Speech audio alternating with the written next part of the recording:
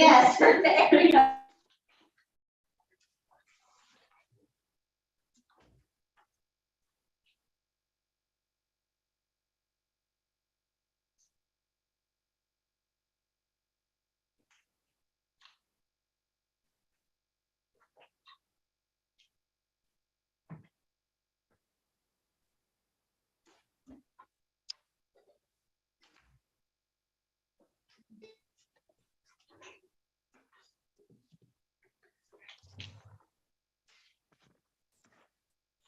All right, we'll just give it another minute to see if anyone else joins, see if we can get Denise back.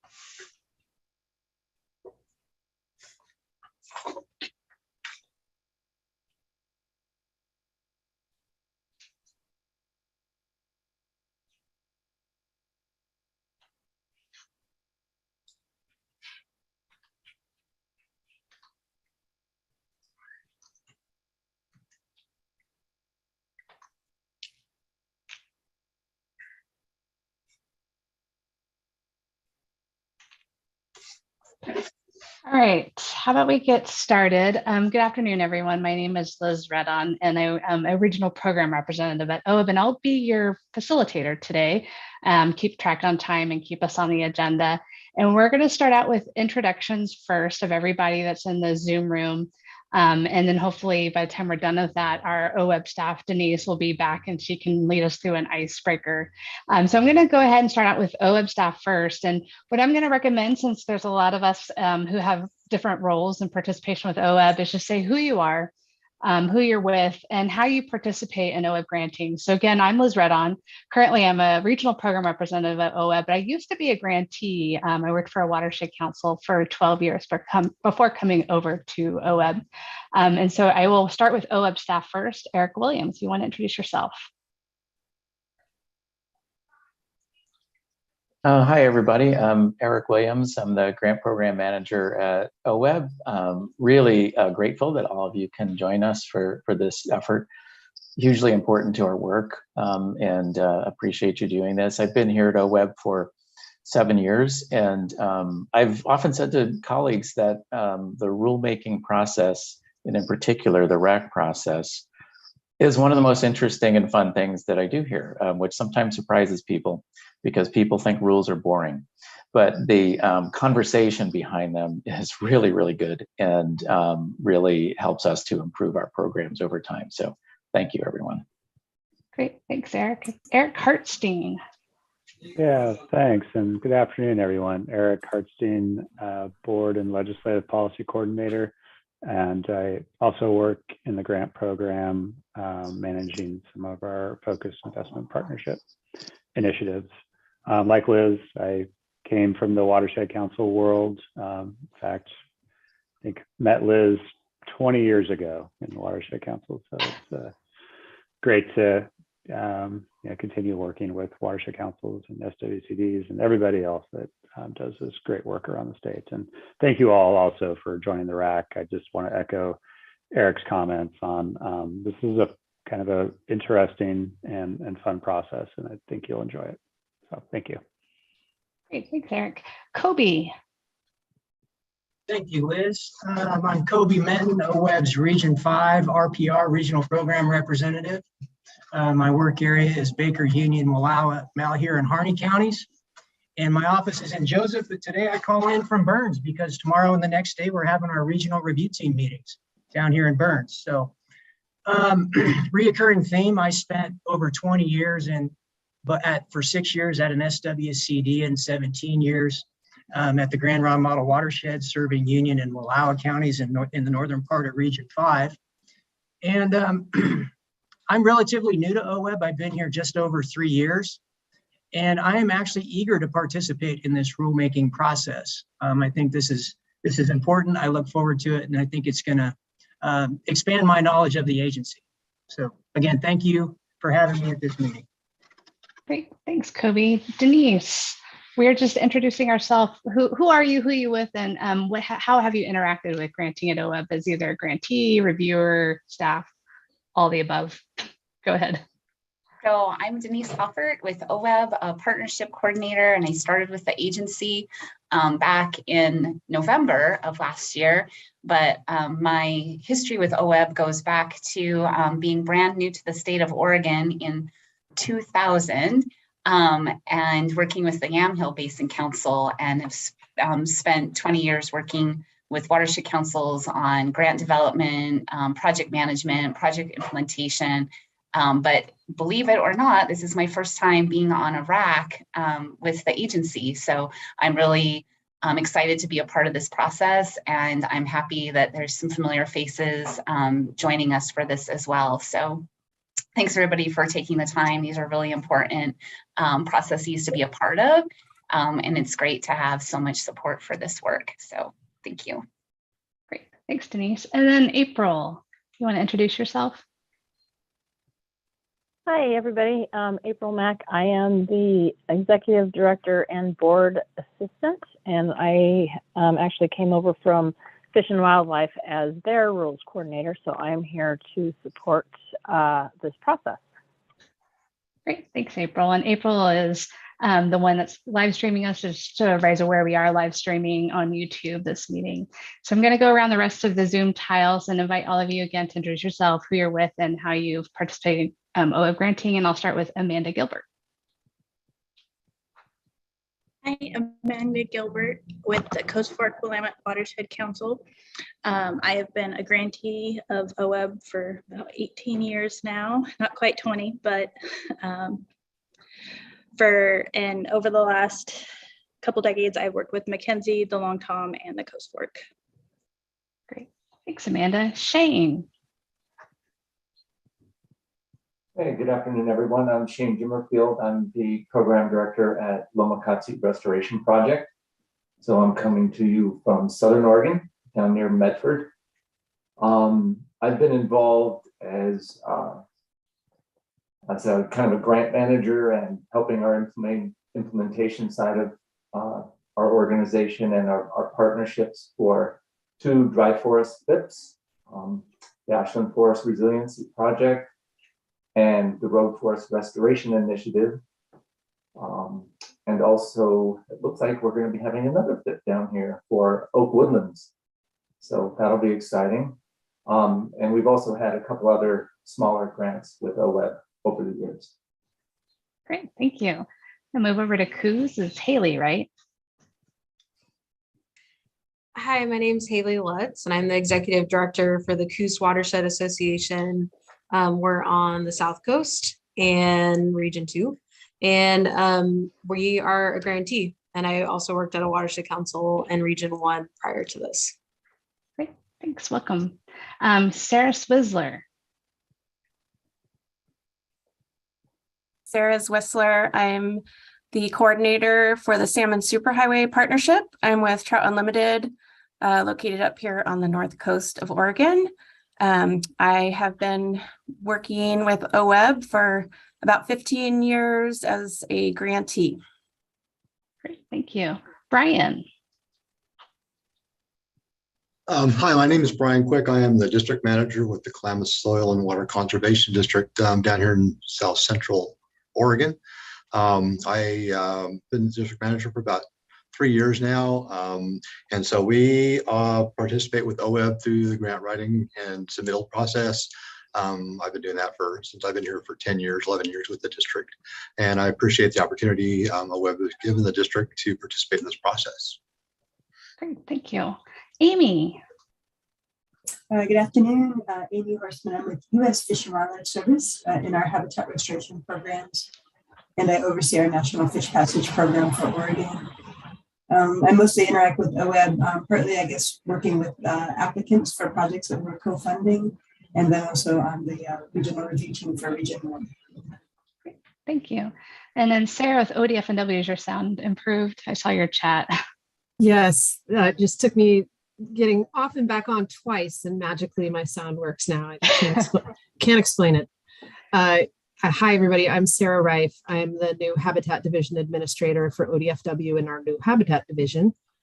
ODFW partners with grantees and provides technical assistance in the preparation of OWEB grants. We serve on the regional review committees and appreciate our partnership with OWEB. We're also in the process of standing up some grant programs ourselves. And so I'm here to participate as I can, but also to learn as much as I can as we're developing those grant programs. So thanks for the invitation.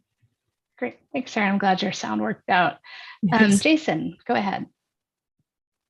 Hi, I'm Jason Kessling. I'm the Harney County Soil and Water Conservation District Manager, and we're a grantee. I've been on the small grant review team, and I also am a landowner that has received an OWEB grant. So my interactions with you guys, and I appreciate you inviting me into this process.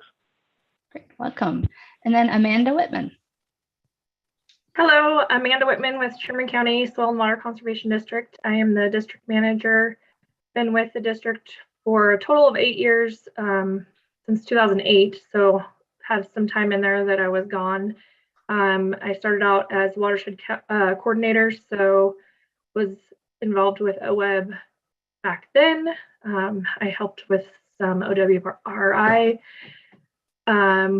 testing before that was brought on the table. So I've been dealing with OWEB for quite a while, and we act as the grantee for all of our watershed council grants as well.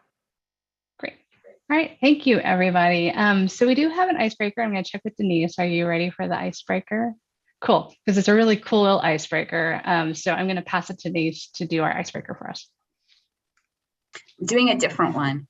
Because this was too fun. So I'm just, we just got this one shared with us last week. But I really liked this. So I'm going to share my screen.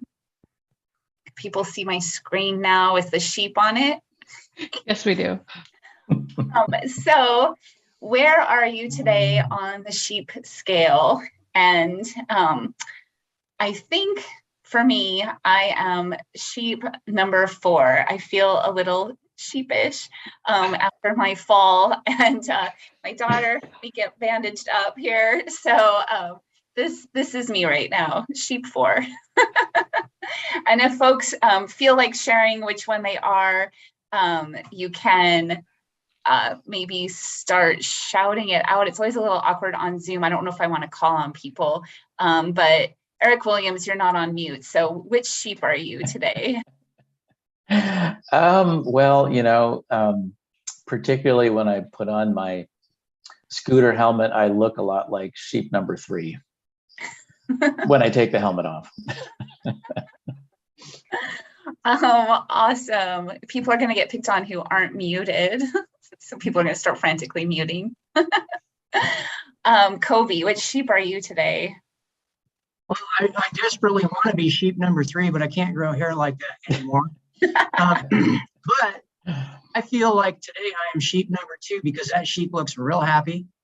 And I tell you what, the next 2 days following today, I get to be back in person with my review team in person after 2.5 years, and I'm pretty excited about it. Awesome. Thanks, Kobe. No non-OWEB people are off mute, so I'm going to pick on some people then. Shane, which sheep are you today? Oh gosh, I think I woke up as number 5, but somewhere along the way I wound up looking like number 3, even though I don't quite have the hair.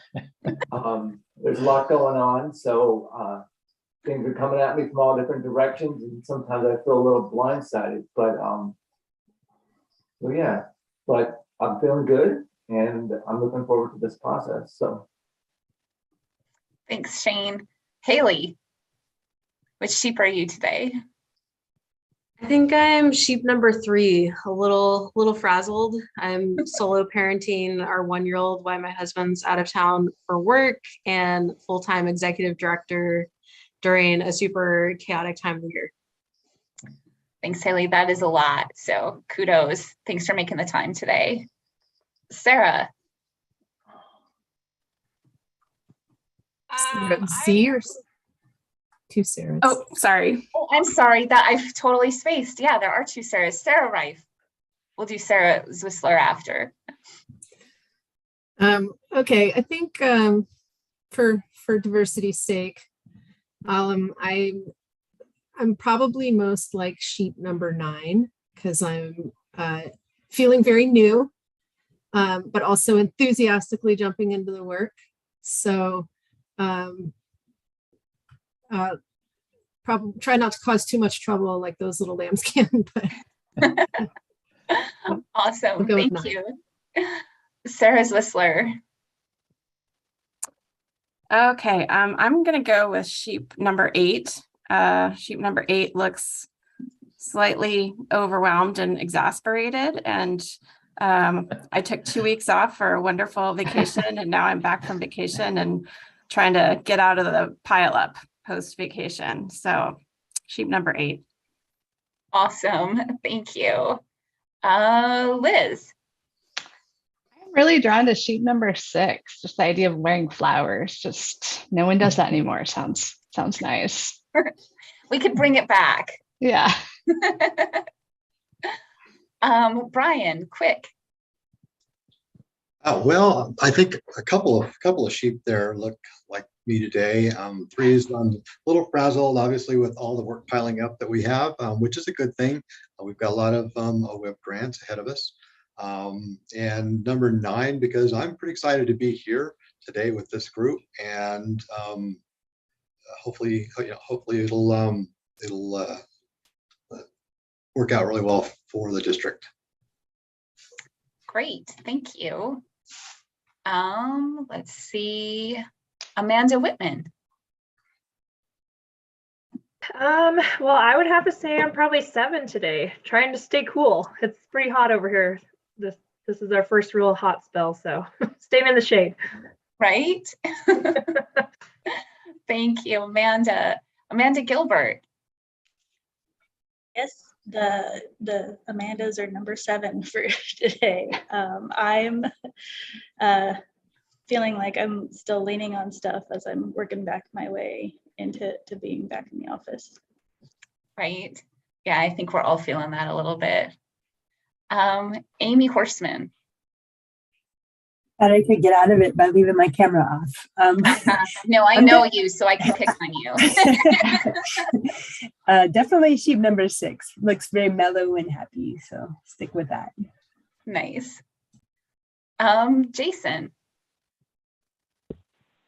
Probably have to say sheep number 5 because I've been working on my greenhouse and high tunnels and kids' birthday parties and then work. So it's put me in 5 for sure. The napping sheep. maybe it's the aspiration of where we would like to be. Hartstein. Yeah, I mean, sheep number 3, circa 1999. That was me.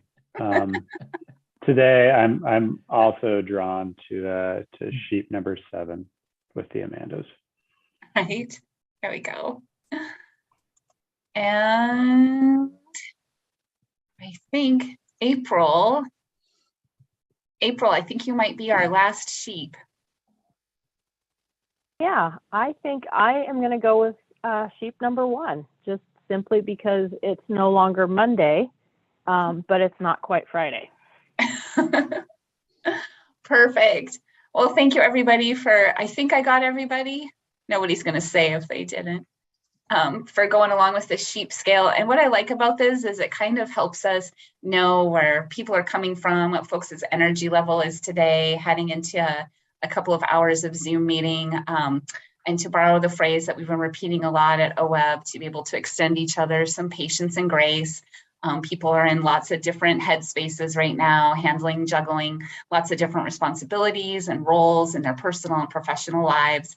and just kind of giving everybody that that patience and grace that's needed to continue working in the virtual environment, and recognizing that folks are all doing the best we can with what we know how to do. So thank you. Thanks, Denise, for that icebreaker. That was a surprise and lovely. So thank you for that.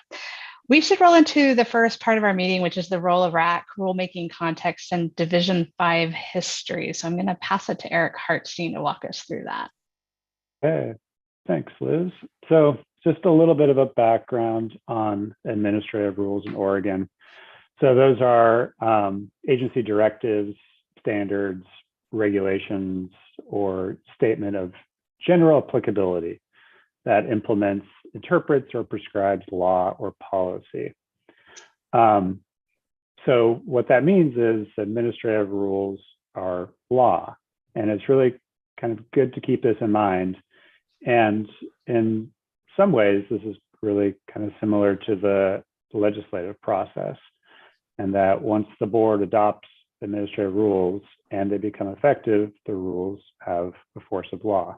So that, I think, makes this process pretty fun. So in context of the Division 5 rulemaking, the Division 5 rules are the OWEB grant program rules, and are really kind of the umbrella rules for all of OWEB grant programs. And they describe the general requirements about what is included in grant applications, how those applications are processed by OWEB, elements and conditions of grant agreements, et cetera. The agency last revised the Division 5 rules in 2017, and OWEB staff have identified several areas where both we see some substantive policy changes that should be considered in the rules, along with some technical corrections and updates to the rules to really reflect some of the changes that have occurred over the last 5 years. And the document that I sent out on Friday goes over those details on the potential policy as well as technical updates that we're thinking about right now for the Division 5 rules. So the RAC itself is, you are an advisory body to OWEB with the role of providing advice and framing policy choices for the agency, who ultimately retains the rulemaking authority. And statute also requires us to seek out your recommendations on whether any of the potential rule changes will have a fiscal impact, what the extent of that impact will be, and whether the rule will have a significant adverse impact on small businesses. We don't think that any of the proposed revisions that we're putting out there so far will have any fiscal impact, but please keep this in mind throughout our discussions. And we've composed the RAC of individuals that, as you went around the Zoom room in our introductions, you see that folks are representative of interests most likely impacted by the OWEB rules. In this case, we have applicants to OWEB's grant programs, grant reviewers, agency partners, and grantees. And we've really done our best to get representatives from across the state, from different size organizations, and different focus on the work that we do.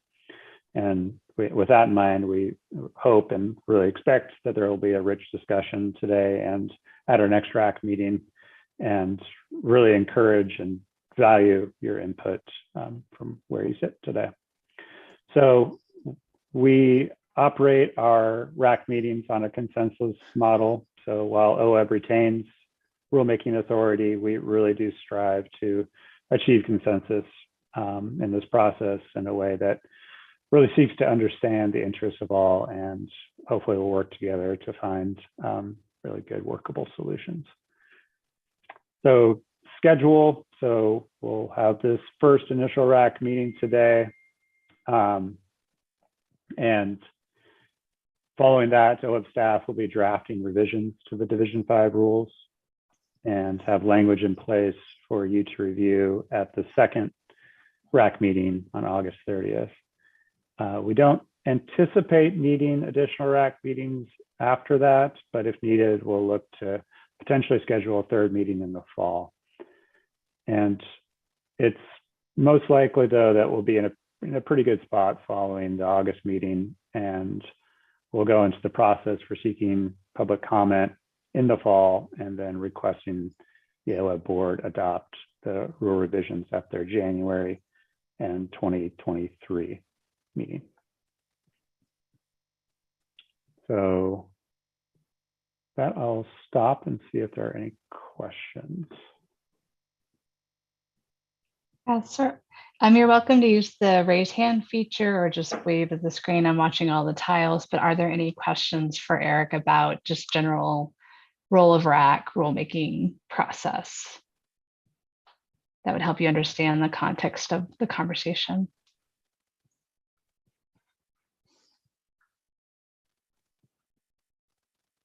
Okay, I see none, Eric. So maybe we can move through, starting to look through the handouts that were attached to the email. One more thing, Liz, okay, real quick. April alerted me to there's a little bit of a discrepancy in the time. So there's one says 3 o'clock and one says 4 o'clock. I think we can shoot for getting that here at by the 3 o'clock hour. So just for folks that have plans for later this afternoon. Great, thanks, Eric.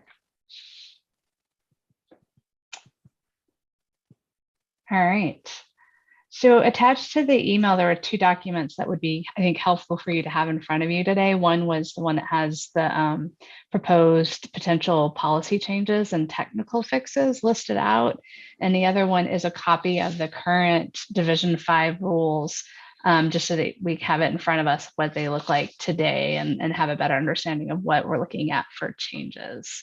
And so we're going to start with just walking through the proposed policy changes listed on that page. So I'm going to pass it back to Eric Hartstein.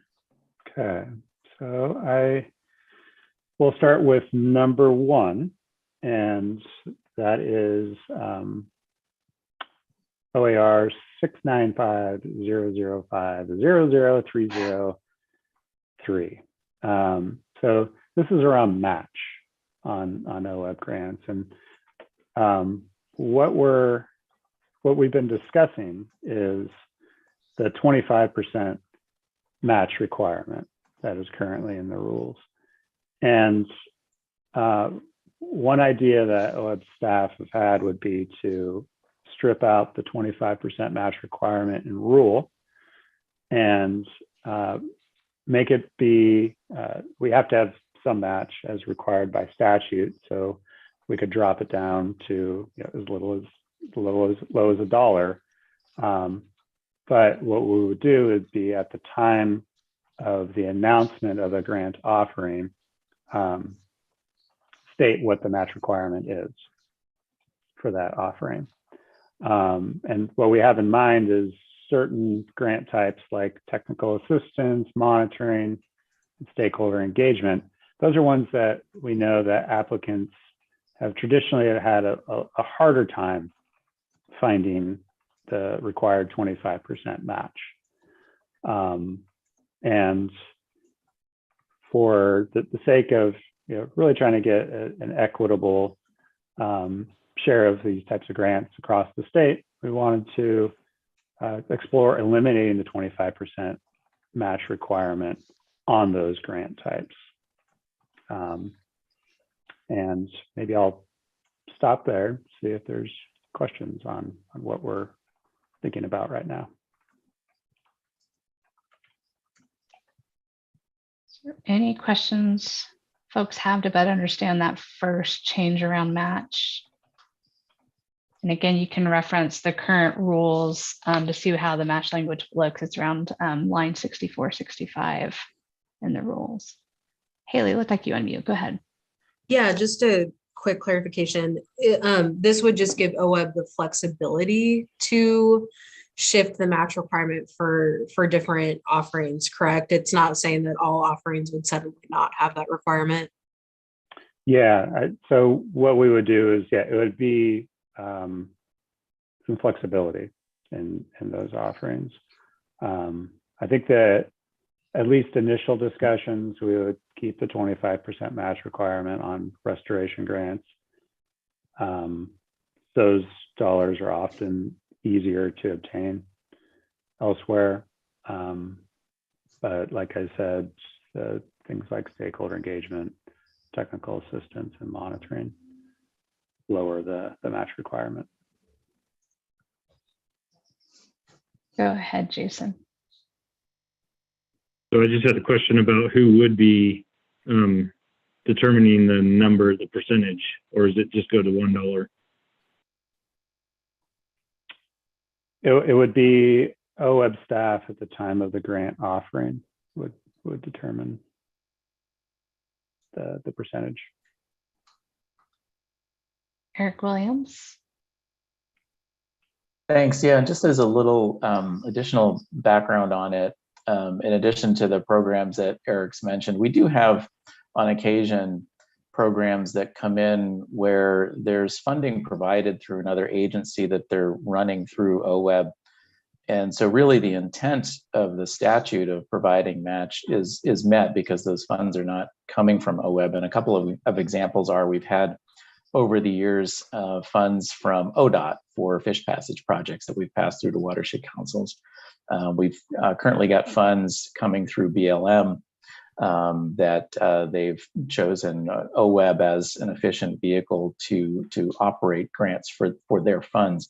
And so what we've been doing in the past is every time we execute grant agreements for those programs, we have to have a rule waiver signed because we're not asking for the 25% match. So in addition to giving us that flexibility for thinking about things like our stakeholder engagement and TA offerings, it's also really streamlining the process for programs where we're running other agencies' funds that truly does meet the statutory intent of providing match. I have another question. When you said that the OWEB staff would kind of determine the match, this would allow OWEB staff to determine the match requirements at time of offering.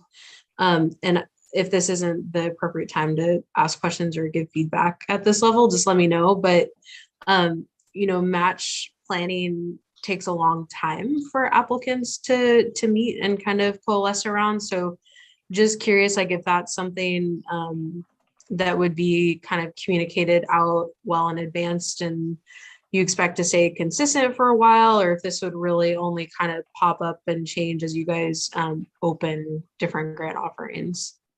Yeah, it's a good question. And I'd be curious what their OWEB colleagues think about this, but one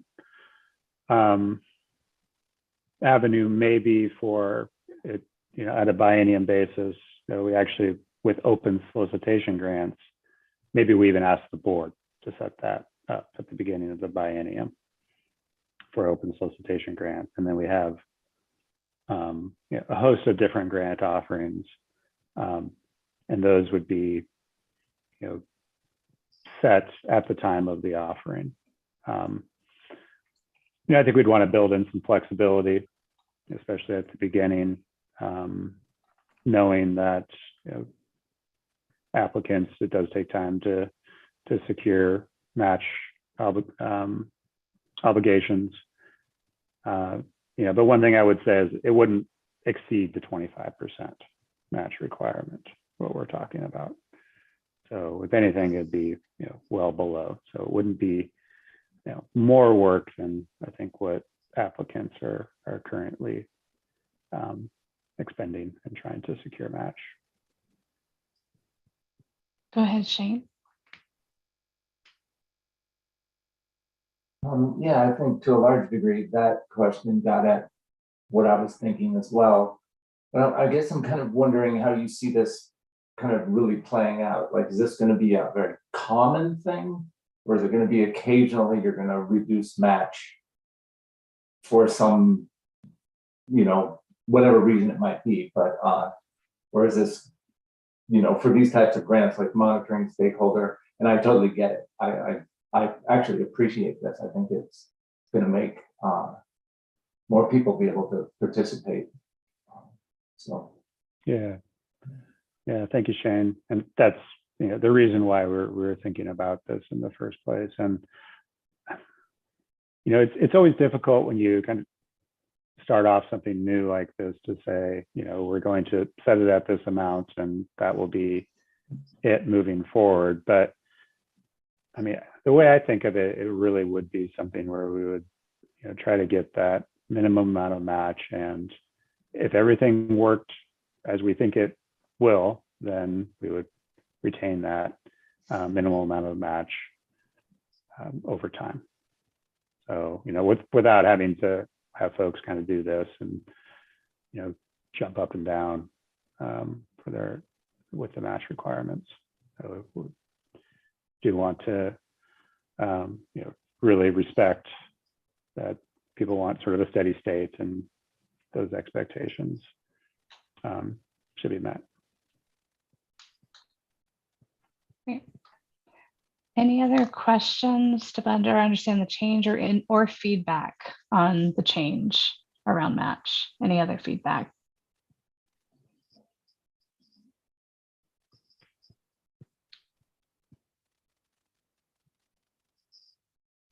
All right. Seeing none. Eric, do you want to move to the next one? Sure. So this is we're on number 2. I'm not going to say the OAR again. It's providing a copy of permits to OWEB. And where this is on, if you pull up your Division 5 rules, the current numbered document. So this is line 122 and 123. So give folks a moment to get there. And the reason we have this as a topic for discussion by the RAC is that statute provides some language on permits for us, meaning that the board may not disperse funds to grant applicant for any part of the project that requires the applicant to obtain a permit or license from a local, state, or federal agency or governing body until the applicant presents evidence that the agency has granted the permit or license. And so we're looking at here, the rule language says grantee will obtain the necessary permits and licenses from local, state, or federal agencies or governing bodies and provide a copy to the board. So what we're looking for here is to make sure that what we have in rule is meeting what the statute says, which is presenting evidence that the applicant has provided has secured that permit or license versus providing a copy to OWEB. Go ahead, Amanda. So will this continue to be for the implementation of those specific activities? For example, if it's an in-stream project, but first you need to do invasive species removal, you can request the funds for the invasive species removal before you get all the permits for the in-stream work. Yes, that's the intent here, is to maintain that. I don't think we would want to get to a place where you need to do, in your example, if you need to do invasive species removal to in order to do an in-stream project, or it's a part of an in-stream project and you're just doing it first. I don't think we would want to go to a place where we needed to see the permit for that in-stream work first before releasing funds on the invasive species removal elements of the project. Go ahead, Sarah. What constitutes evidence, and where will you communicate that definition? That's a great question, and I'd really welcome the RAC's input on this, because we have sort of in statute, that evidence language, and then right now in rule we have, actually providing that, copy of the permit to OWEB.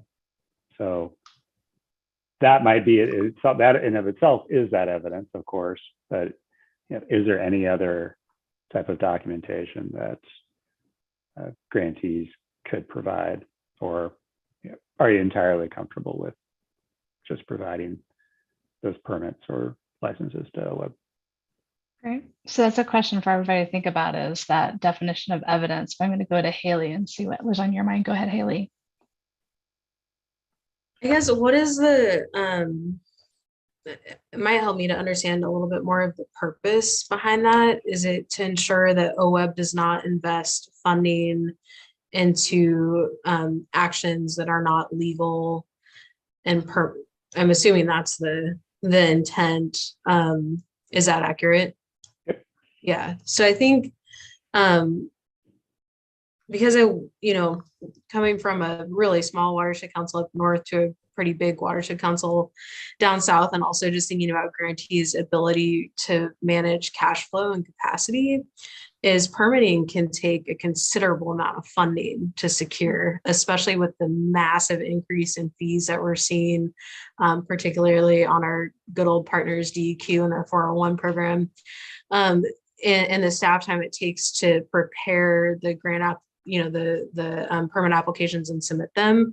So having that bar where you can't to get reimbursed until all of those are solidified is actually pretty financially rough on some grantees who have cash flow issues.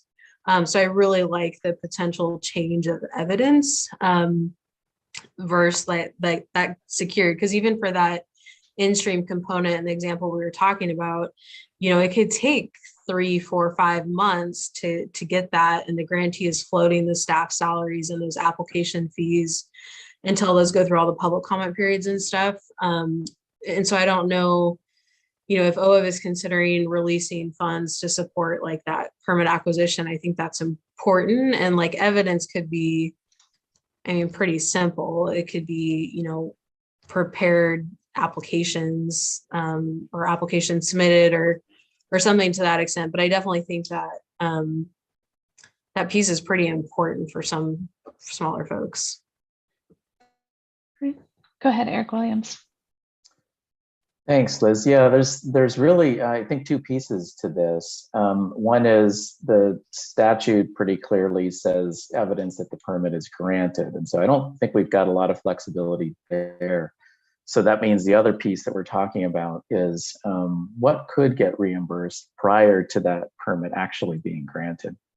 I think in some points in time, we've thought of this conceptually as different project components, and you could do reimbursement for a project component, let's say a large wood on one tributary, and we could make payments once we've seen the permits got awarded for that. Then in a different tributary, maybe that one's behind, in a different schedule.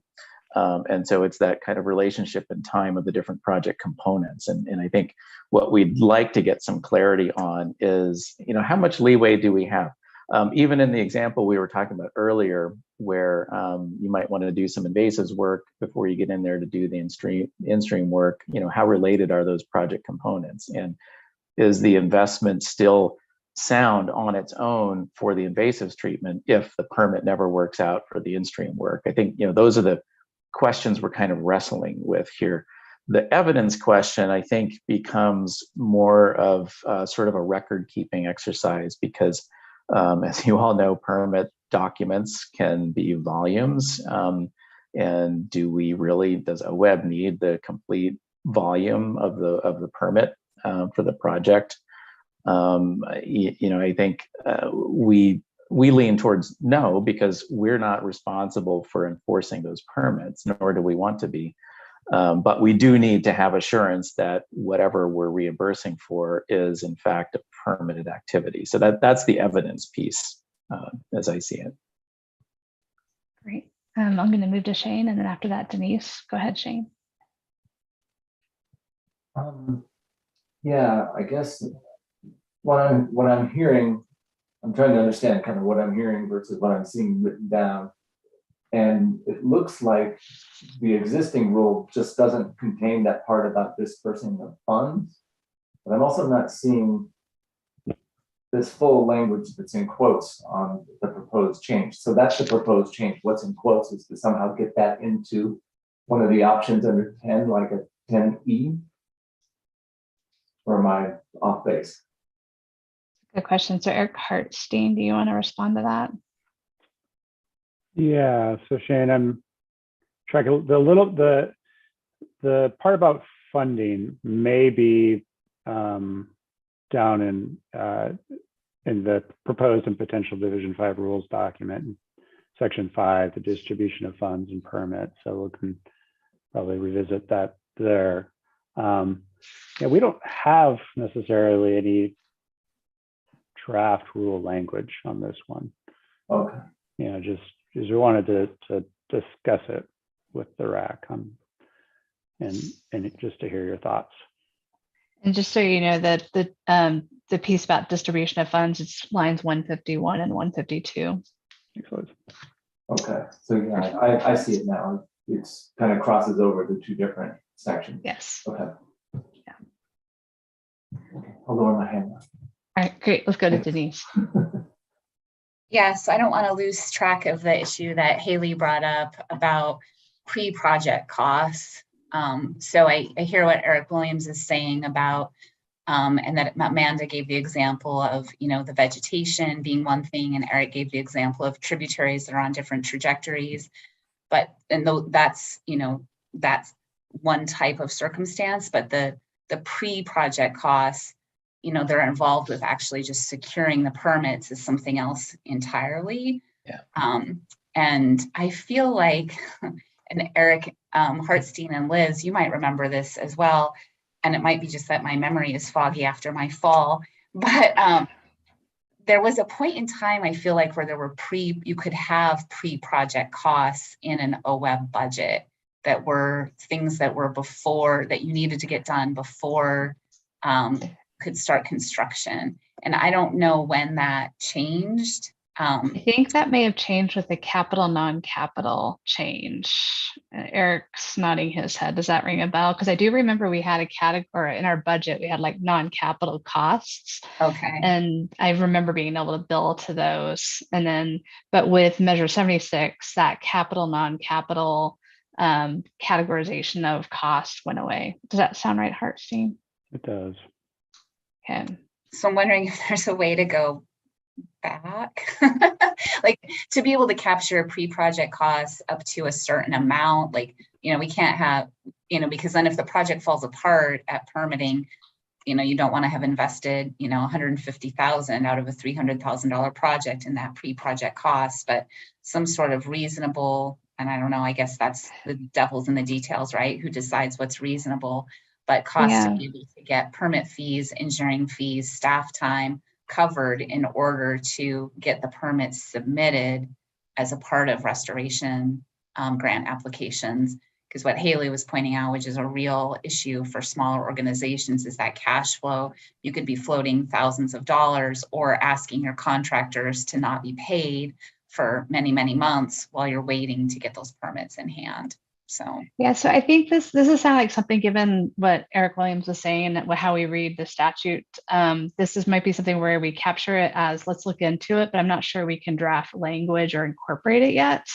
And go back to trying to figure out how do we define evidence more, since that is something that I think we have more control over, the ability to explore more. Does that sound reasonable, Eric Hartstein? Does that seem to be accurate where we're at? We don't know if we can do that, but we maybe could look into it, but maybe not discuss it more until we understand what we can and cannot do. Yeah, I think that sounds reasonable. All right. And then Sarah, I saw your hand go up and then go down. Was it related to the pre-project? All right. So I think we capture that. So Eric Williams, go ahead. Yeah, just one more piece to this, and this isn't, to resolve the question at hand. I think we do need to think about this and find a way to articulate it. But we can pay for those costs in a TA grant, that's part of the design process before a permit is granted. I mean, that's the purpose of the TA grant. I think the challenge comes in when we have restoration proposals that either had a TA that didn't go as far as permitting, or there hasn't been a TA at all, and the design and the restoration are built in. So that's the specific situation I think we're trying to wrestle with here and figure out, what's a reasonable approach forward to those pre-permit issuance costs. Go ahead, Amy. I think the comments, if I understand them correctly, that Eric Williams said earlier about lines of evidence probably addresses this, but I'll just mention keeping an open mind that permitting may look differently depending on how it's done. There's a number of things that are done through pre-authorized activities, so it's not an issued permit from a certain agency, but more it's documenting by a lead agency that the activity falls within these pre-authorized considerations. So the way, making sure that those are acceptable, because it will look a lot different than something issued from a agency like Army Corps or DSO. I think that's a really good point, Amy. And I just want to again frame the question around evidence for folks so we can make sure we're capturing and any ideas that you might have. Is I think part of the reason why we collect copies of the permit is that's kind of the simple line from need evidence. The evidence is a copy. But I think over the years, one of the things that we have found challenging about what is that permit is exactly what Amy hit on, which is there's a lot of permit pathways. There's a lot of different pathways than when we originally started collecting permits, and there's authorizations and notifications that are all appropriate, but they may not look the same as providing a permit. And so I think that's another reason why we're asking this question of you guys of how do we define evidence, is that it's a much more diverse scene as compared to when we first started on this path. Haley, go ahead. Yeah, and apologies if this is what you're really trying to pause the conversation on, but I think that this is actually really critical because there's also a big timing piece at play here. For example, like ARBO is kind of similar to what Amy is describing. It's really this notification process, but the forest often doesn't do those until like a few weeks prior to the project beginning, which is extraordinarily problematic when a grantee has to purchase expensive culverts and bridge slabs and everything well prior to that. So it is a really substantial roadblock to getting this work done. And I would also say, especially in this market when we have to buy things so far in advance. So I think it's something that's really worthy of super careful consideration because it could really stop projects. Thanks for that. Lots more changes to our project implementation. Any other feedback on the permit piece? It's a tough one, so thanks for thinking through that one. All right, Eric, do you want to move on to the next one? Yeah, sure. So this is number 3. It's related to the landowner access for monitoring project after completion. This is found on, lines 124 through 127. So it says the board may place additional conditions in the grant agreement as necessary to carry out the purpose of the watershed enhancement program. Such conditions may include a commitment by the landowner for continued access for monitoring the project after completion. So OEB staff, I think we need a little bit of clarity on that sort of timeline there, because as it stands, it might be into infinity what that access might be. However, putting sort of firm dates on that in rule would be challenging to administer. So would really welcome kind of feedback on any language that might be around, well, for what example would be for a period of time as deemed appropriate by the board for that landowner access. It also might be lined up with the post-implementation status report requirements that you all have with OWEB restoration grants. So really interested in your thoughts on landowner access. I think we have a few comments on this one, so we'll go with Jason. We'll just roll into it. Go ahead, Jason.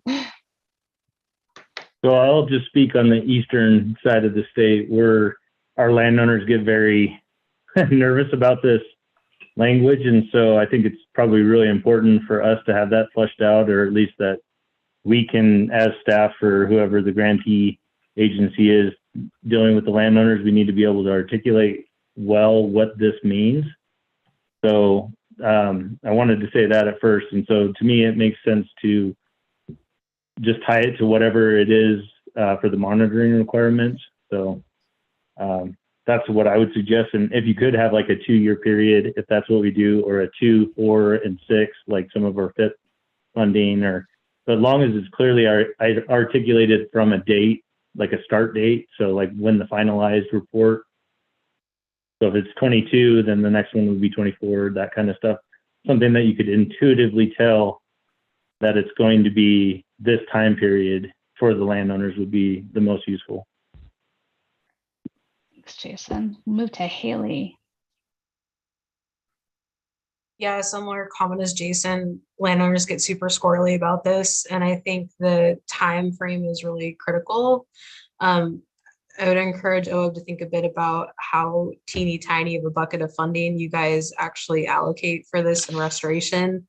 It's really just that post-imp report, and I don't believe OWEB has raised that that amount in many years. And so, you know, obviously that monitoring requirement needs to be fit well, well within that. And then I don't know if OWEB talks about this anywhere, but the other really important thing that landowners push back on a lot is what is a monitoring requirement for? Like, are you guys giving water quality information to DEQ to come find me for, you know, inputs on my property, stuff like that? And I know it's something that we've discussed with your guys' monitoring team, but if that at all relates to rule and statute, I think it is important for landowners to know what the purpose of the monitoring requirement is and what that like specific time frame is.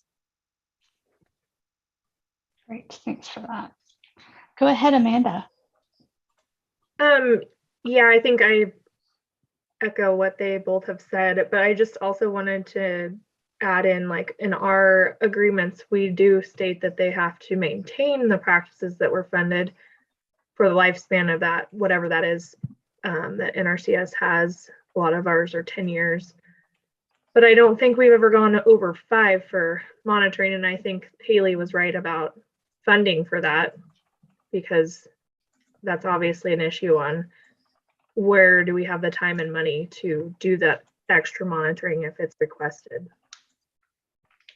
So I think it's good that we can put a timeline to this if we can. I think it'll make the landowners happier too, that they aren't, it's just not indefinite, that they can come out and monitor it whenever.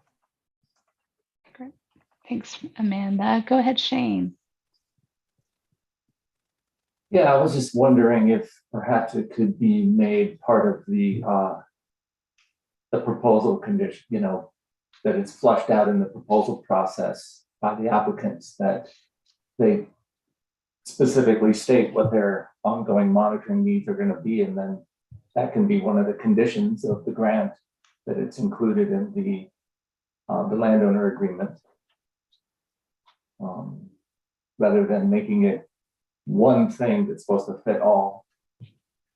And the other thing that we just ran into with the Ashland FIP was the property changed hands during the middle, you know, as we got to the final monitoring level, and the new owner was not very happy about it.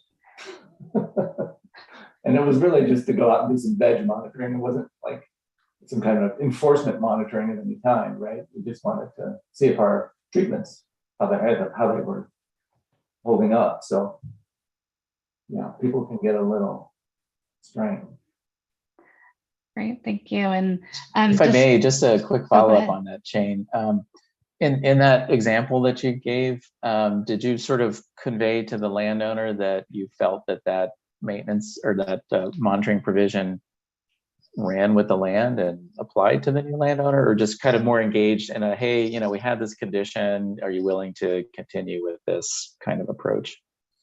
Yeah, we shared with them a copy of the landowner agreement that the previous landowner signed, and that was in there, but they didn't really feel like that transferred to them. You know, it wasn't a deed restriction of any kind, right? There was no legal thing. So, you know, it did work out.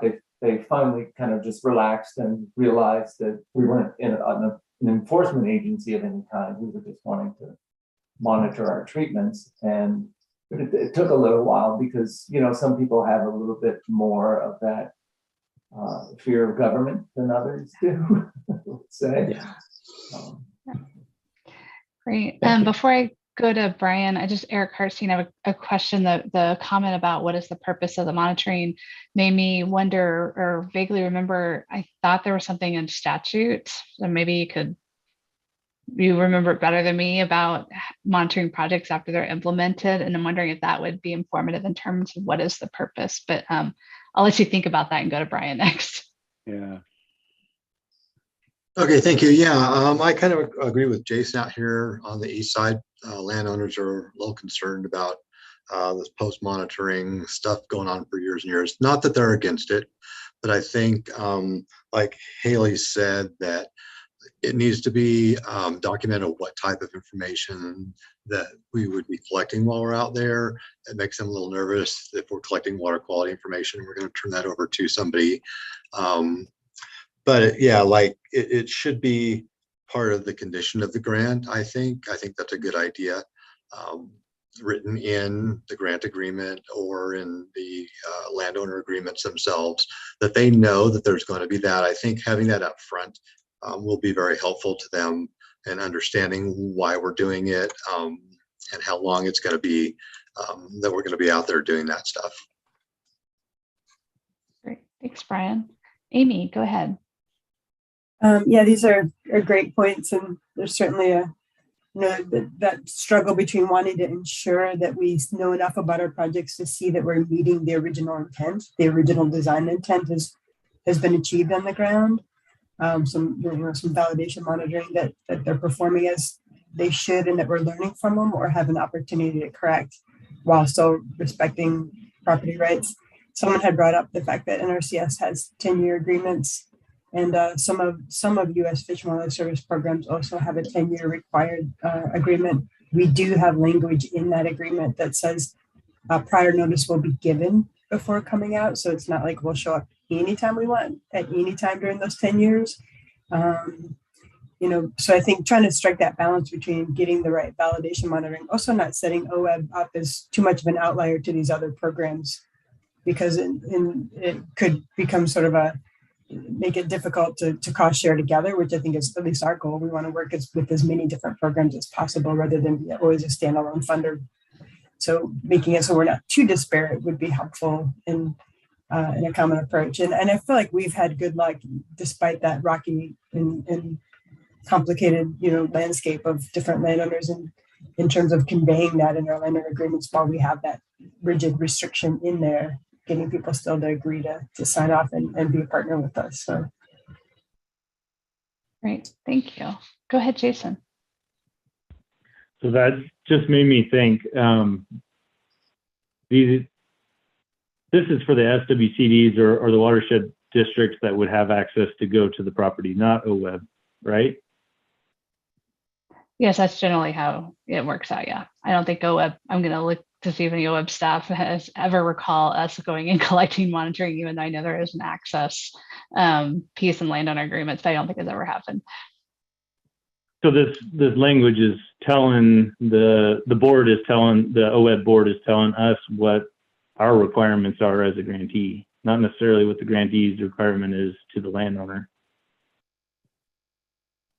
I don't know if that makes sense, but this is, I mean, you guys are telling us the grantees what we have to do, not necessarily what the landowner has to do. So maybe I was thinking of it slightly different at the beginning, but I don't know. Maybe I'm just throwing in words here that aren't helping. Well, yeah, and thanks for bringing that up, Jason. I think it's a good point of clarification, because when I read the rule currently, I think about the vast majority of OEB restoration grants and the monitoring that's referenced here is really the post-implementation status report, which, as many of you know, is, you go out at 2 or 3 times, at years 1, 3, and 5, or some iteration of that. And essentially, you take your photo points, assess if the project is meeting its goals, and then report that back to OEB. And there's really no data associated with that other than sort of the qualitative report and the photo points themselves. In other circumstances, in other cases where it's a actual monitoring project, they're out there collecting water quality or forest habitat quality data, and that is stuff where I think when with water quality monitoring, some of the grant conditions I've seen that's reported to DEQ. It's in the grant agreement itself. So I just want to make sure that we're kind of talking about the same things here, when it comes to the term monitoring. Yeah, it does. It does still seem important to really understand what OEB's requirement and use is, because I mean, you guys require us to upload that on OWRI, for example, and that places a pin on a location of a restoration project. And that is something like mapping things is like just landowner chaos and getting agreement and stuff. And so I understand that, it's not a huge requirement, but I think that transparency is really key. Like, what is the point of this monitoring? Is it just to, check a box that OEB is required because of where you're getting your funding, or is it getting towards what Amy said of like, are we learning from all of this so we can, best invest dollars? Like, I think that transparency is really critical, because that, we need that so that we can, as our organizations, clearly communicate and articulate that in requirements in our landowner agreements. I know we need to move forward, but I just want to ask a follow-up question, because a couple of you guys have mentioned the idea of the applicant saying what kind of monitoring or reporting makes sense for the project. So again, just leaning on Eric's clarification, we're talking about post-implementation status reports. So this is the PISers. And usually what happens is folks will put in post-monitoring cost into their budget, and then OEB staff has to determine what reporting makes sense for the project. But I'm just curious what other people think about maybe, and I hesitate because this would mean probably another section of the application adding to it, but what do folks think about, instead of us determining it, providing information in the application of when you think the best PISer timing and timelines would be for your project type? Any thoughts on that, instead of OEB staff deciding with the grant agreement?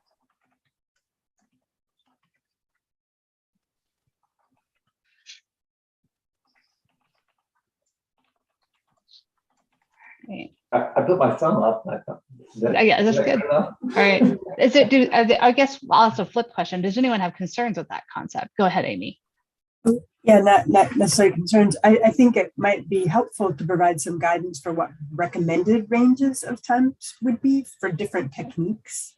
And that way reviewers, if they're seeing someone propose something that's substantially less than what's considered adequate, could have feedback on that, or could influence whether or not it's funded. But I feel like that there should be something that's commensurate to the type of action being undertaken. Great. All right. Thank you for that, Amy. And then Amanda, I saw your hand go up and go down. Did we catch your comment there? Yeah, she had the same comment I did. Perfect. All right, Sarah, go ahead. Yeah, I guess I'm just echoing kind of what Amy said, that it would be good to have some sort of guidance or framework so that it's not all just left up to the applicant, which I could see a scenario where the review team could get sort of bogged down in that part of the application, and it could complicate the review process. So having guidance or a framework to work from would be helpful. Great, thanks for that. Go ahead, Haley.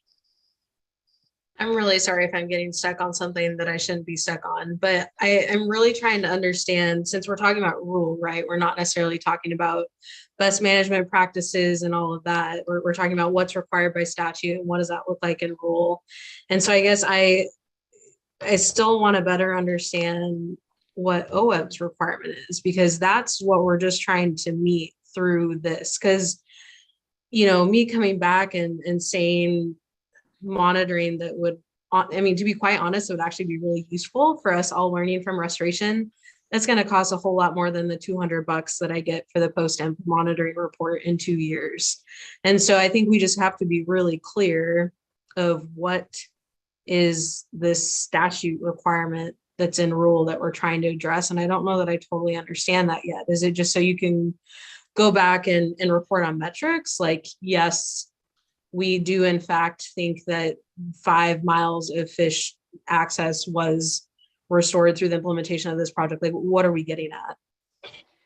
Yeah, I think what I think you have a very fair question, Haley, and I'm going to look at Eric Hartstein and test something again and just say it sounds like to me that we're probably not going to arrive on a thing here, but what our job is going to be is to capture this comment and go back and look through our statutes and background to understand what's the purpose of monitoring, what's our requirements, why are we doing it, and how are we using it so that we can provide the transparency. I think that's a very good point, and I think we need to probably go back and understand it, and then when we come back with some draft rule changes, we'll be able to present that to you along with some potential language, and then we can have a conversation if that matches. Hartstein, does that sound right? Yeah, reasonable? Yes. Yes, And absolutely. then does that help, Haley? Awesome. Thanks for the comments. I think those are really good points. It's always a good question to ask why. What's the purpose? Go ahead, Shane. Yeah, I thought that was great. Thanks for that, Haley. It really focused me in all of a sudden. I think I needed that clarity. There is one thing in the proposed language, that the potential to add language, and I know that there's another part of this that we're going to be looking at definitions of board versus OWEB, and I'm wondering, is this for a period of time as deemed appropriate by the board, or should that be by OWEB? Good question. Yeah, it could go either way. You know, it could be a board decision that we would ask the board to say 3 years or 5 years or whatever it is, and that's the way it will be moving forward. Or as we've talked about, it could be sort of iterative, and depending on the specific grant, could be changed. So that would be at a staff level. All right, go ahead, Jason. I was just going to react to your question about should OWEB staff be setting these dates, or should we have a section within the, I think the way we do it currently is effective, and you guys are flexible enough in your guys' grant extensions or whatever that when it doesn't meet, we can always get the grant extension. So I think we have the process in place, and kudos to Kobe, because I work with Kobe a lot. He's very, he works very well with us. And so, you know, on our end, it's very good. So Great. Thanks, Jason. Perfect. All right. So I should probably push us forward to the next one. So Eric, do you want to walk us through the next policy change? Sure. This is somewhat related. It's in the distribution of funds section related to landowner agreements. It's lines 143 through 150 in the rules, and it's around prior to disbursement of funding for projects involving private lands, receiving certification from the grantee that they will obtain prior to expending funding, OEB funding on a property, a landowner agreement that does a certain set of things. So what we discussed as staff was that certification language that the grantee has or will obtain those landowner agreements versus submitting the actual landowner agreement to OEB prior to fund release. So we know that in certain circumstances, if you're just working with one landowner on a project, it's pretty easy to go out, get that landowner agreement, hopefully, and then send that into OEB. It's more challenging if it's a landscape scale project. You're working with many landowners on, say, the invasive weed project or forest restoration treatments or treatments out with sage grouse country. You might be dealing with multiple landowners on one OEB grant. So wanted to bring this up for the RAC to discuss about what is being submitted to OEB. Is it certification that you've obtained those landowner agreements, or a whole host of landowner agreements prior to disbursement of funding?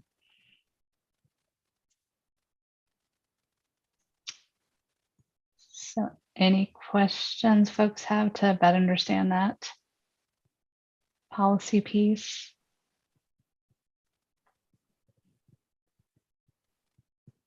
Or feedback? I have just a quick clarifying question. Eric, if I heard you right, the conversation is about certification versus submitting. Is that what the rule changes? And I'm sorry, what were you seeing as the difference between certifying versus receiving? And this is also around the fund release, right? Because OEB won't release funds until there's landowner agreements in place. And if you have a large scale, landscape scale project with multiple landowners involved, maybe you have 11 of the 12 landowners lined up at a particular time, but the 12, for whatever reason, you can't get that landowner agreement in place. But you have the 11 in place. Can you certify that you have the landowner agreements for these 11 funds are released from OEB? And we know that that 12th landowner is still a little bit to be determined. From a grantee perspective, in that example you provided, like the invasive species example, or this happens to us, like we have a big AQI monitoring grant that has like 40 plus people. And I think it's a hard call, right? Because in some circumstances, one missing landowner could mean a 16th less of an acre treated for invasive species, whereas one missing landowner could mean a culvert's not replaced and now the entire project doesn't actually have ecological outcomes needed because they're the furthest one downstream. So that seems like there's a lot of risk in that. And I say this from a grantee who would want the flexibility, and like the invasive species example you're talking about, where, we can still have a really successful project with, hitting most of the ecological outcomes that the board and review teams, decided was worth investing in, but it could cause some really significant changes where the investment isn't there. So that's not a solution at all. I just am poking at something that seems like an issue. I'm not sure how best to address that, because flexibility is nice and needed, but I don't know how you would write it to where you're not to where you're honoring the project that the review team awarded over other projects and that the board approved. That seems like a sticky line. Thanks, Haley. And then Denise, did she cover what you had on your mind? Cool. And then someone else had was it Jason? Did you have your hand raised? Did we cover yours? I did not. Go ahead, Brian. I'm sorry. Yeah, that was me. I clicked the wrong button.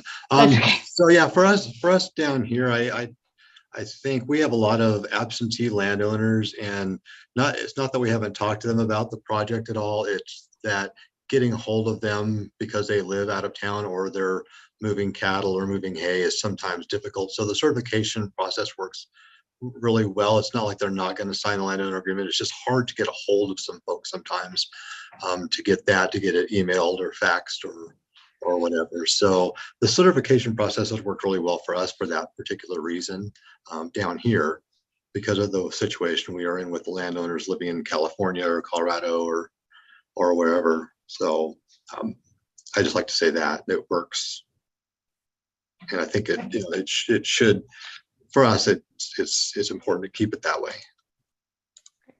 Thanks, Brian. Any other feedback on landowner agreements in this piece? And Eric Hertzstein, is there any questions that would be helpful for you to get feedback on this one? I think so. All right. Yeah. So it looks like we may have hit number 5 a little bit when we talked about number 2. Is there anything else on the distribution of funds and permits on number 5 on our list that we didn't cover already, Eric? Yeah, so just to clarify, this is in same section in the rules section, or it's in sub 4, which is funds shall not be dispersed until the board receives satisfactory evidence that necessary permits and licenses have been granted and documents required by the board have been submitted. So we did talk about that earlier as a part of number 2, but is there any other input that you either didn't provide then or has come to you in the intervening time?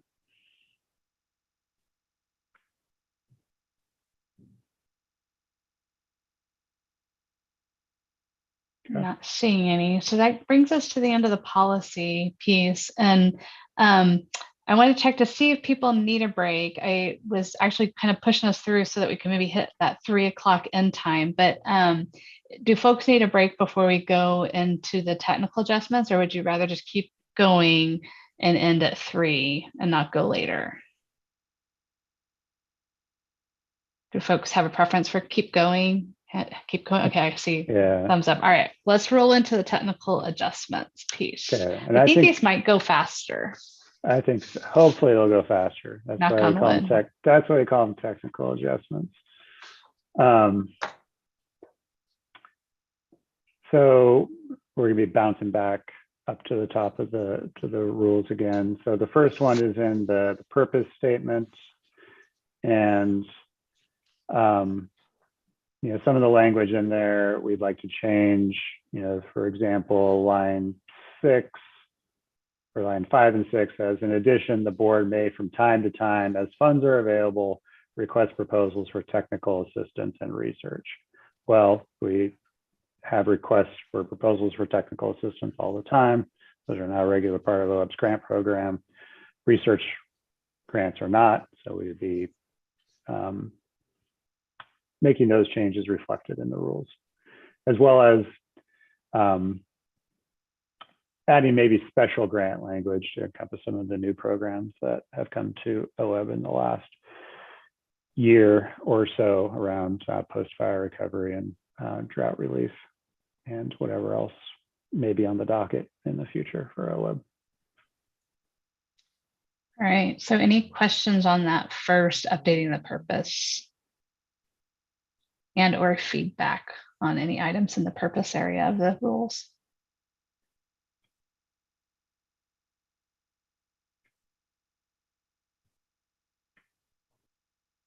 All right, so seeing none, I guess we can roll into the next one, definitions. Definitions. So this is always a fun one. And I only say that, only a little bit sarcastically. It's really not. It's kind of fun because it oftentimes definitions is where a lot of the meat in the administrative rules lie.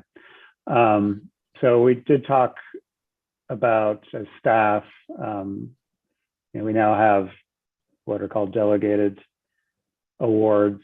This is associated with the FIP program often, and many other programs now as well, where the director actually awards funding and it's not the actual board. So we'd want to make sure that that has been separated and defined in the administrative rules. Changing regional review teams to technical review teams. Regional review teams review the open solicitation grants. But we have other review teams that we call the technical review teams, and we think that a technical review team actually is a good umbrella that would encompass the regional review teams as well. And then also Shane mentioned this earlier, just it's not changing the definitions, but we have board and OWEB in there, just going through the rules and making sure that we're using them correctly. And I think Shane, you pointed out a place where maybe it's not used correctly. And I think there might be a few other locations where we want to take a second look. And is it the board that's doing this, or is it OWEB, the agency? Any questions about changes to definitions or feedback on that section?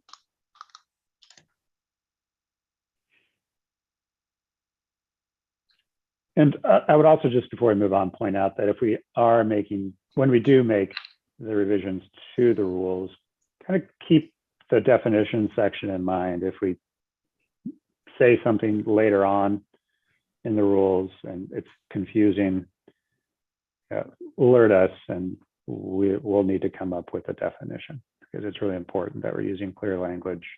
And in the case where we may not, or there might be some confusion, we'll want to make sure that we're adding those definitions.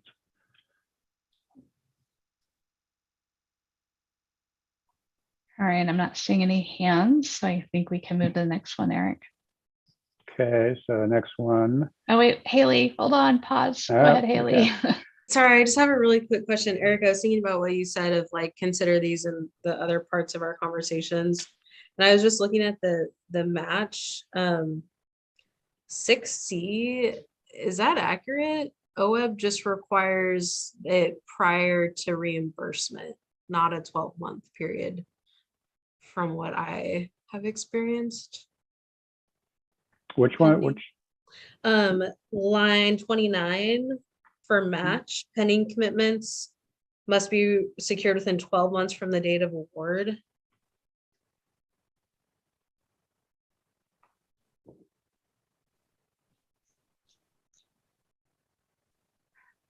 I've never noticed that before. Right? I was like, I don't think that's accurate. I don't mean to like pull up something that's out of the scope, but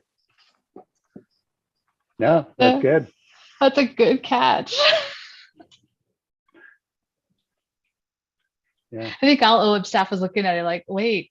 Yeah, I don't recall seeing that before.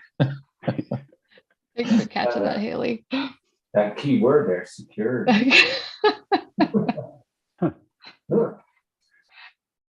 All right, I'm going to pause a little bit more just in case folks see something else.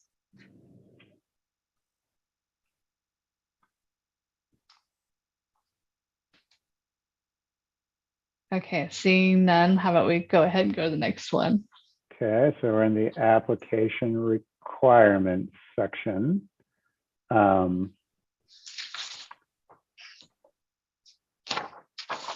Line 71 through 73, applications complete as submitted. So this is true when it comes to the open solicitation grant program. That you're not allowed an opportunity to go back and revise those applications during that particular grant offering, or grant cycle. It's different in the FIP program and some other programs as well, where we oftentimes are having applicants revise applications after the technical review team has evaluated the projects. That actually is true of open solicitation too, Eric. So we do have a application revision time period after the review team meets, and we have reporting staff and fiscal staff look at the applications. And so we may have corrections to the application or revisions that reflect either conditions that the review team asked for or something that staff also caught. So any change to that, maybe we can just say it's for all grants, because I think that is actually part of almost every process. That I can't think of one that doesn't allow it. Oh, cool. Eric Williams, does that seem right? Yeah, I'd say that's accurate. I would characterize it as an open solicitation. We're making technical revisions, whereas in some delegated awards, we're making pretty substantive revisions in the review process. So there is a difference, but you're right. There are revisions in open solicitation applications. Oh, go ahead, Jason. Could you just explain that a little bit more on that open solicitation? So is it only if the technical review team or staff, but the grantee cannot make applications? Is that what I heard? Or revisions? That's a good question. I'll clarify. So if the way the process is, if the review process results in a condition like maybe removing a project element. So say there's 3 objectives and there's a recommendation to remove the 3rd objective, but do the rest of the project. Or there might be a technical fix, like there's something wrong in the budget that our fiscal person might catch, or our reporting staff might find an error in some of the metrics in the application. After the board award, we have a window where we can go have the applicant correct those things or change something that may have been a condition to the project. And the reason why we want to do that is the application is the scope of work for the grant agreement. So the grant agreement references the application as the scope of work. So we want it to be as accurate as possible so that everybody understands what the expectation is of the project. So that's why we might do a revision. So the summary is if you're awarded, but not if you're awarded. pre-awarded. Yeah. Yeah. Thank you. Maybe go ahead, Haley. Yeah, just because I think it, like what you said, Liz, it is important transparency, because it's not, no new information can be included, which is what the current rule states, which is different than the FIP and other programs. So it seems important to like maybe keep that distinction in rule. But I do wonder, just, you know, based off of the question that you just asked, Jason, like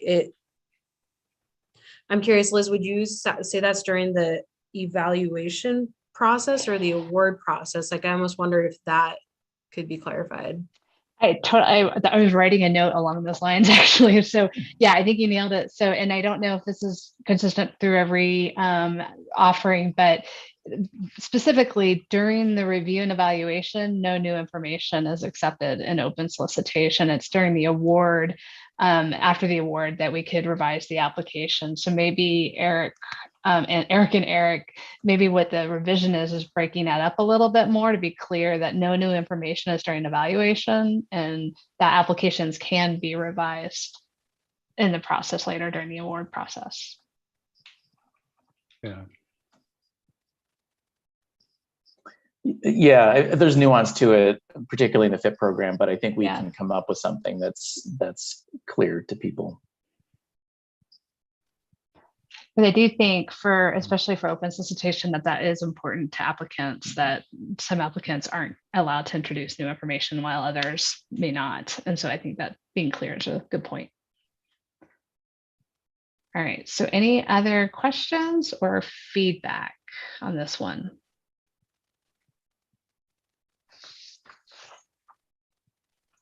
Okay, so seeing none, you want to roll into the next one, Eric? Sure, this is an easy one, line 74, just updating the small grant maximum request from $10,000 to now $15,000.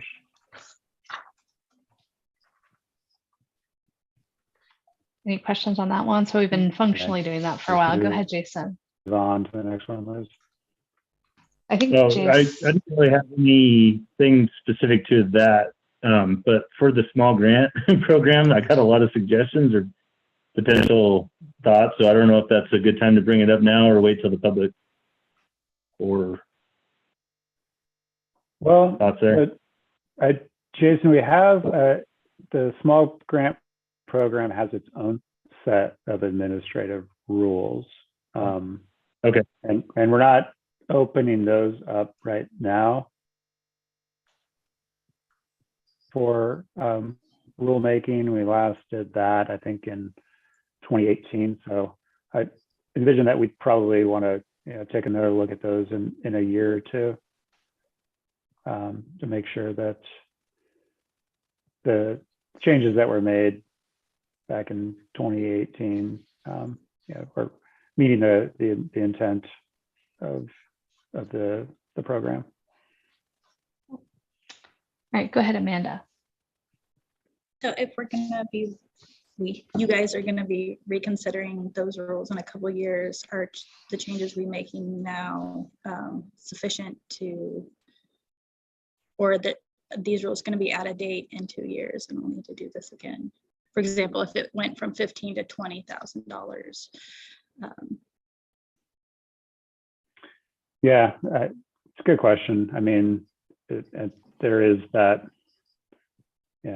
if we do decide to bump it up again, it would potentially have to go back in the Division 5 rules at a later date and make that reflection as well. Maybe it just makes sense to strike out reference to the maximum amount, period. Now that you mention it. All right, go ahead, Shane. Yeah, I was gonna make basically the same comment. If you're already functionally at 15% or 15,000, 20 might be better, or I like Eric's idea. Rate of inflation steep these days. That's a good point. All right, how about we move to the next one, Eric? Okay, so the next section is the application processing. Have a number of technical changes in there, removing references to regular grant applicants.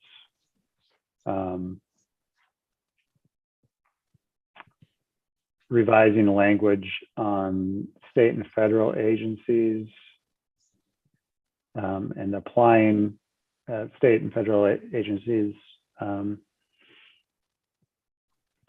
not eligible. Sorry, Sarah. And sorry, Amy, for OEB grants but the language says that state agency or federal agency may apply for funding under this section only as co-applicants with one of the other eligible entities.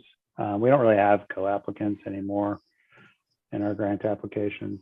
So just revising that language that state and federal agencies can partner with eligible entities to apply. And then throughout this section, getting back to the definition sections, adding O and OEB after the board. So, in sub 3 and sub 4 and sub 5 says the board may require, the board may use, the board may rank. So it'd be the board and OEB. So this gets back to some of that discussion around funds that have been delegated to the director for funding or awarding. Any questions or feedback on those changes, technical fixes? Okay, seeing none, I think we can move to the last one. Okay, so grant agreement conditions. We'll want to do some technical adjustments here around, again, getting back to the delegated awards. So we have a deadline that is established on, let's see, what line is that?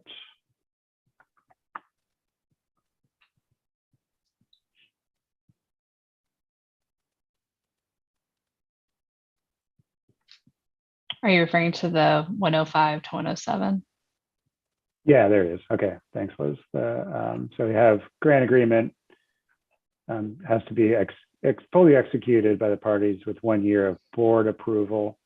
So we'd want to make sure we have language there around including director approval if it's not a board awarded fund. And then for delegated awards, also have some language in there to determine how any reallocation would occur if the grant agreement has not been fully executed. So if it's a board award, it gets basically the board reallocates that funding into the spending plan at a later date. We would need to come up with language there on what happens if it's the director delegated award. So would it go back to the board for inclusion or into the spending plan or back into what we call the holding account in Augmus for that director delegated award? Probably be the latter. But it'd be a bit of a technical adjustment here in the rules. So I'm gonna see if there's questions because there's a lot in there. That's a lot of internal handling of funds. So is any questions that we need to clarify to better understand the whole board award spending plan connections versus delegated and these holding accounts? Was that clear as mud? Can we help? Is there anything we can help walk through on that one? Okay, Haley, go ahead. I think clarifying where where the funding goes if it's given back from a grant, I think that's super helpful. And if that can be done in rule, because I know that that's a question that gets asked a lot, is like, well, if we can't do this, where's it going to go? Does it go back? Or so really appreciate your guys' effort to clarify that. Go ahead, Denise.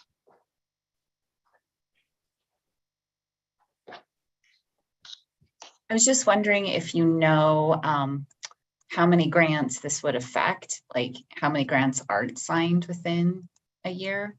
Is this like 1 or 2 a year or many? Very few. I can't number. even think of an example off the top of my head. That's how rare it is. We get close. There are times where you worry that it's going to happen, but usually all the things that are outstanding fall into place. Eric Williams, can you think of like one in the last how many years? Maybe that's probably the scale. Yeah, I think less than 5 in the last couple of years. Yeah, not very often at all. Yeah, thanks.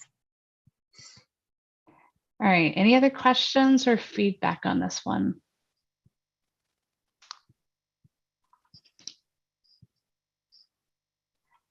Okay, so seeing none, I see in our agenda, Eric, that we are supposed to pause at this point for public comment. Is there any public comment? I will look to April to see if anybody submitted anything. I did not receive anything, no. Okay. Thanks, April. So that moves us into the last piece, which is the wrap up and talking through next steps. So I'll pass it back to Eric Hartstein for that. Sure. So we talked about this a little bit earlier. We'll be taking this input that you all have provided this afternoon and start drafting some language for the rule revisions to Division 5. I think it was a really good discussion and great feedback on particularly the policy sections, but also we heard in the technical adjustments as well.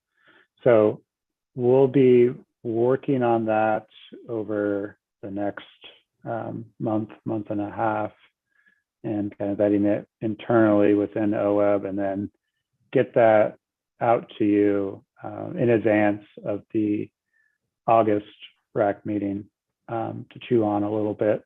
And again, we'll plan on that being the final RAC meeting, unless there is something that requires us to follow up on for a third meeting. But hopefully we'll be in a pretty good spot at the end of August for this process. Jason, I see your hand up.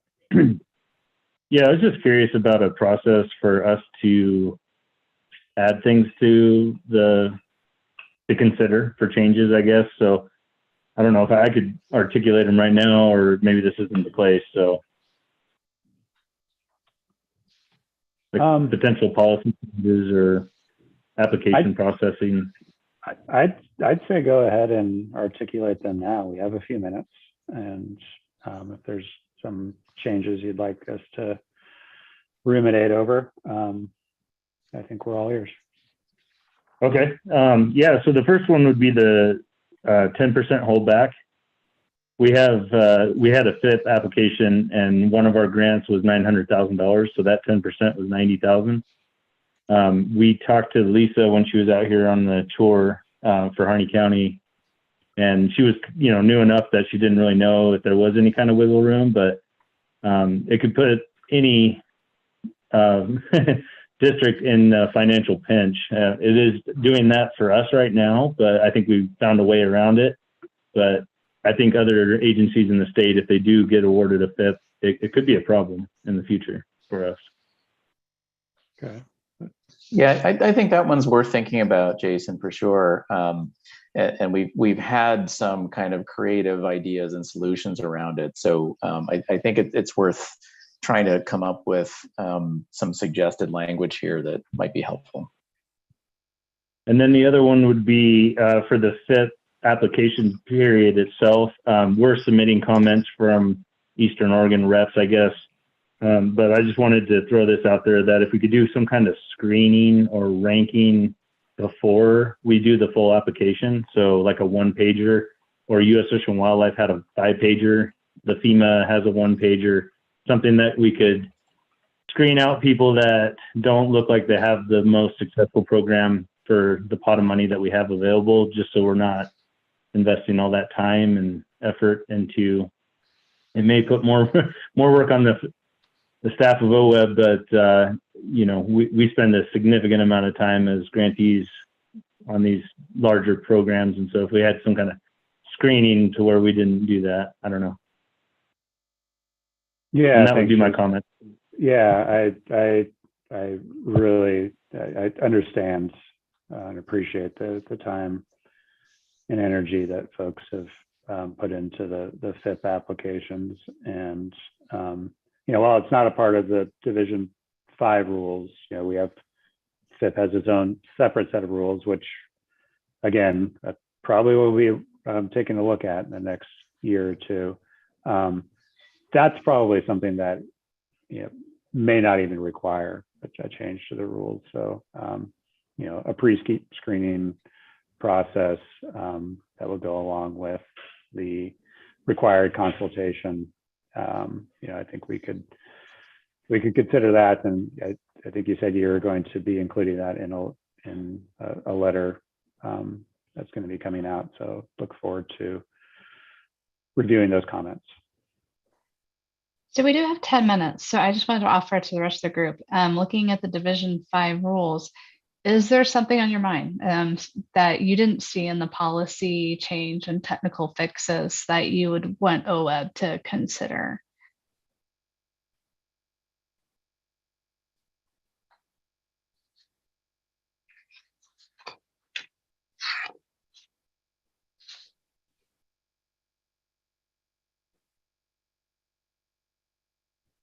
We can spend a few minutes looking over things to see if anything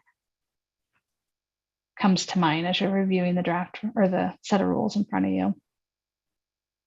And I would also say that if as you kind of go through things, and if something does pop up, feel free to give us a call or shoot an email, and we can incorporate those thoughts.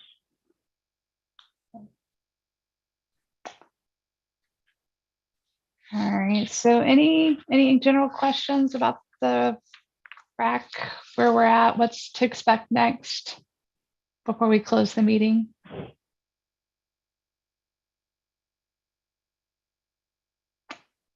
All right.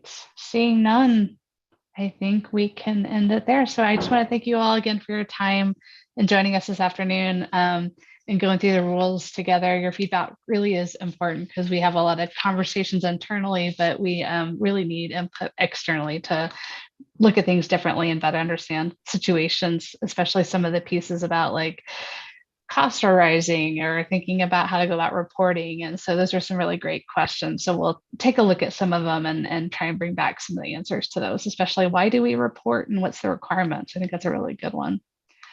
All right. Well, thanks everybody, and have a good rest of your afternoon. Thanks, everybody. Thank you.